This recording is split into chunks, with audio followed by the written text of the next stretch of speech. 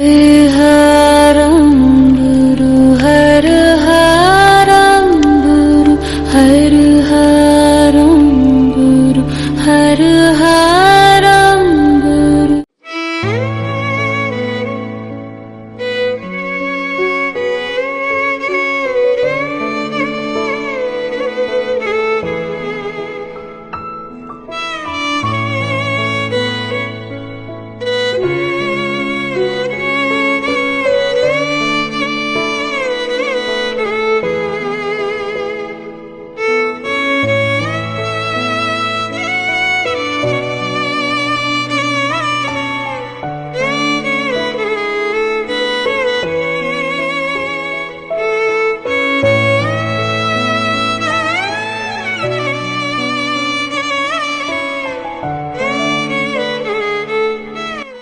নমস্কার, the power of astrology Sumanta ji Chowdhury আমার YouTube চ্যানেলে আপনাদের সবাইকে স্বাগত।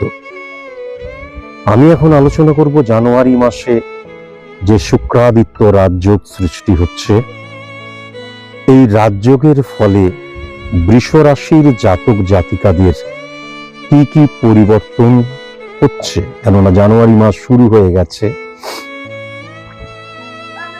এই যে শুক্র এবং সূর্যের অবস্থান মকর রাশিতে সৃষ্টি হয়েছে, মকর রাশিতে শুক্র এবং সূর্যের একত্রীকরণের ফলে কি হচ্ছে? শুক্র এবং সূর্যের একত্রীকরণ মানে আমরা সাধারণতভাবে কি জানি? সাধারণতভাবে কিন্তু দারিদ্র যোগকে বোঝায়। দারিদ্র যোগ মানে কি? Please give me some food, I am hungry, আমি ক্ষুধার্ত, আমাকে খেতে দাও, তা কিন্তু নয়।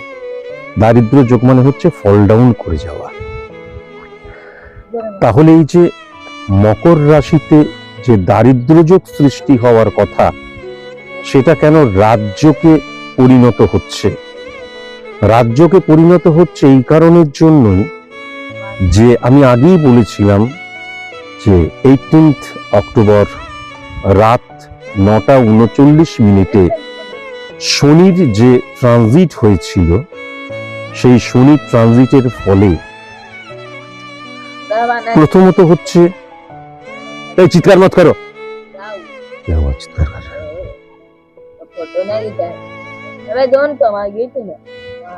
এই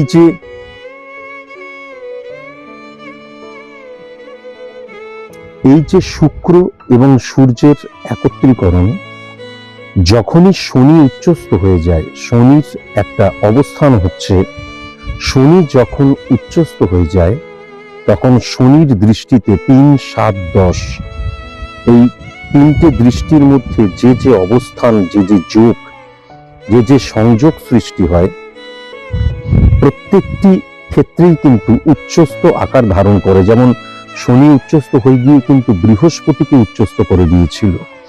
শনি উচ্চস্থ হয়ে যাওয়ার জন্য কিন্তু শুক্র উচ্চস্থ অবস্থায় সেখানে যে দারিদ্র যোগ সৃষ্টি হচ্ছিল সেটাও কিন্তু খণ্ডিত করেছিল। এবার এই শনির ঘরেই যখন এই দারিদ্র যোগ সৃষ্টি হয়েছে, সেটা দারিদ্র যোগের আকার নিচ্ছে না। এই কারণের জন্যই 5 নাম্বার ঘর, 11 নাম্বার ঘর এবং 10 নাম্বার ঘরকে উচ্চস্থ করছে। কেননা মূলত যদি আমি কালপুরুষ ছকটাই দেখি, মেষ থেকে মীন পর্যন্ত যে ছক, তাহলে সেখানে কিন্তু 10 নাম্বার ঘরে কিন্তু এই রাজযোগ সৃষ্টি হচ্ছে। এর ফলে কি হবে? বৃষ রাশির জাতক জাতিকাদের ক্ষেত্রে লাক ফ্যাক্টরের জায়গাটা কিন্তু অত্যন্ত পাওয়ারফুল হয়ে যাচ্ছে। কেননা 9th হাউস আসছে বৃষ রাশি থেকে, আর 9th হাউস দ্বারা কিন্তু আমরা সংযোগের ক্ষেত্রটাকে বুঝি। ইম্পর্টেন্ট ফ্যাক্টর যেটা হচ্ছে, আমরা আমাদের জীবনে যে কর্মের প্রাদুর্ভাব, আমরা যে কর্ম করি তার সাথে সংযোগ মিশে গিয়ে কিন্তু কর্মফল সৃষ্টি হয়।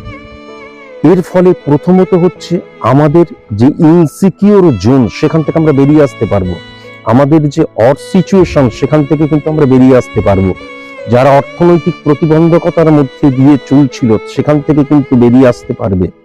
এবং আমাদের যে মানসিকতা, মনোভাবের জায়গাটা যাদের যাদের ডিক্রিজ হয়ে যাচ্ছিল, সেখান থেকে কিন্তু সেই অবস্থান থেকে বেরিয়ে আসতে পারবে। কেন না শুক্র কিন্তু অড সিচুয়েশন থেকে বেরিয়ে আসাকে বোঝায়, যেটাকে আমরা অনেক সময় কিন্তু আমরা বলি যে আমাদের জৈবিক সুখ প্রাপ্তির জায়গা, বা অনেক সময় কিন্তু আমরা যে বলি যে শুক্রের যে অবস্থান সেটা লাক্সারিয়াস লাইফ লিড করে। লাক্সারিয়াস লাইফ লিড করা মানেটাই হচ্ছে আমাদের যে অড সিচুয়েশন সেখান থেকে আমরা ওভারকাম করছি।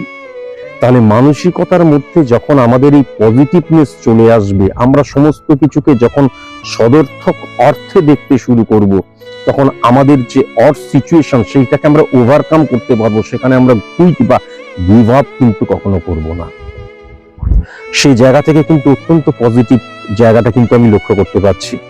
ইম্পর্টেন্ট ফ্যাক্টর যেটা হচ্ছে যে আমার জীবনে success is the maximum utilisation of ability that you have.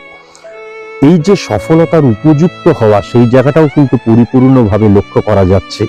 আর তাছাড়া এই যে আমরা সফলতা চাইছি, success never comes by beyond needs hard labour and hard labour needs confidence to men to achieve the success. সফলতা কখনো একদিনে আসে না, সফলতা কখনো একবারে আসে না। তাহলে যে কোনো প্রতিবন্ধকতাকে স্ক্রুটিনি করা, যে কোনো প্রতিবন্ধকতা থেকে ওভারকাম করা, যে কোনো প্রতিবন্ধকতা থেকে শেখা, সেই জায়গাটাও কিন্তু এক্ষেত্রে মারাত্মকভাবে পজিটিভ ইনফ্লুয়েন্স ক্রিয়েট করছে, এটাও কিন্তু লক্ষ্য করা যাচ্ছে।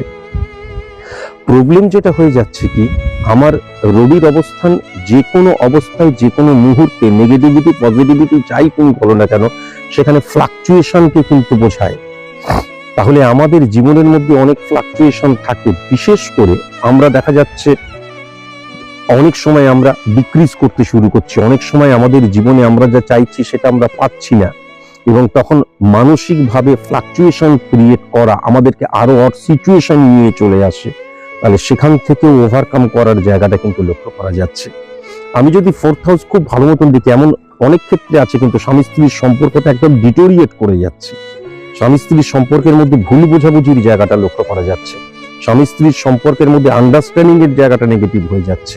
স্বামী স্ত্রীর সম্পর্কের মধ্যে ছোটখাটো কারণে দেখা যাচ্ছে মনান্তর হচ্ছে, সেখান থেকে আস্তে আস্তে সেপারেশনের জায়গা পর্যন্ত চলে আসছে। আইডেন্টিটি ক্রাইসিসের জায়গাটা, অ্যাডজাস্টমেন্টের অভাব, স্যাক্রিফাইসের অভাব, কম্প্রোমাইজের অভাব, সেখান থেকেও কিন্তু আমি পজিটিভ ইনফ্লুয়েন্স ক্রিয়েট হবে, সেখান থেকে আমি বেরিয়ে আসতে পারবো। এবং এই যে অ্যাডজাস্ট না করার প্রবণতা, স্যাক্রিফাইস না করার প্রবণতা, কম্প্রোমাইজ না করার প্রবণতা, এইগুলো কিন্তু আস্তে আস্তে আমার সরে আসবে এই রাজযোগের জন্য। এটা কিন্তু ডেফিনেট ভাবে বলা যায়। ইম্পর্টেন্ট ফ্যাক্টর হচ্ছে 5 নাম্বার ঘরটা যদি দেখা যায়, আমি যে সফলতা মানে 95 থেকে 98% অর্থনৈতিক সফলতাকে বোঝায়।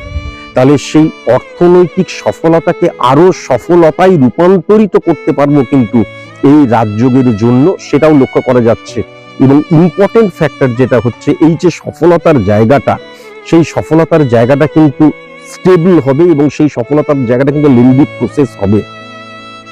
দেখা গেল আমি 1 বছরের সফল হলাম, দেখা গেল আমি 5 বছরের সফল হলাম, 3 বছরের সফল হলাম, সেই জায়গাটা কিন্তু লক্ষ্য করা যাচ্ছে না। এবং যে সফল হচ্ছি, সেই সফল হওয়ার উপযুক্ত হয়েই কিন্তু আমি সফল হচ্ছি, এটাও লক্ষ্য করা যাচ্ছে। 4th হাউস 5th হাউসের একত্রীকরণের দ্বারা এটা ডেফিনিট ভাবে বলা যায় যে আমি সফল হই বিফল হই, আমি কিন্তু নিজেকে প্রস্তুত রাখছি। কেননা অপরচুনিটি প্রচুর আসবে, আমি আগেও বলেছি। সেই অপরচুনিটিকে কিন্তু সঠিক মতন হ্যান্ডেল করতে পারবে, অপরচুনিটিকে কিন্তু সঠিক মতন ব্যবহার করতে পারবে। আমি আগেও বলেছিলাম যে দেখা গেল যে আমি 90 মিনিট আমার ফুটবল ম্যাচে আমি নামলামই না, কিন্তু অকস্মাৎ আমি এক্সট্রা টাইমে নামলাম এবং তখন আমি প্রস্তুত ছিলাম, তাই জন্য গোল করলাম এবং সেই ম্যাচের ম্যান অফ দি ম্যাচ হয়ে গেলাম। তাহলে প্রস্তুতির এখানেই কিন্তু সার্থকতা। আমি বারবার ধরে বলেছি, সৌকর্ম স্বনিন্দতি স্বপ্রভেদ সুচিতা ত্যাজ্যতি প্রাণ পাপিস্তা প্রণ পিকৌনি স্বাদৌরিব্য সুচিত সৌবংসারবা। তাহলে সেই জায়গাটাও কিন্তু লক্ষ্য করা যাচ্ছে। 6th হাউসটা অত্যন্ত পাওয়ারফুল হয়ে যাচ্ছে। তার ফলে কি হচ্ছে, সোর্স অফ ইনকাম যদি না বাড়ে, তাহলে আমার যে আমার ঋণগ্রস্ত অবস্থা বা ধার দেনার অবস্থা, সেটাকে আমি কখনোই সেই জায়গা থেকে বেরিয়ে আসতে পারবো না। কেন বেরিয়ে আসতে পারবো না? তার কারণ কোনো ছুমন্তর দ্বারা আমার 1 লক্ষ টাকা, 2 লক্ষ টাকা, 5 লক্ষ টাকা, 10 লক্ষ টাকা, 50 লক্ষ টাকা ধার থাকলে সেটা কখনো কিন্তু সেখান থেকে বেরিয়ে আসা সম্ভব নয়। কোনো রেমিডির দ্বারা সম্ভব নয়, কোনো রকমের যোগ্য পুজো আচ্ছার দ্বারা সম্ভব নয়।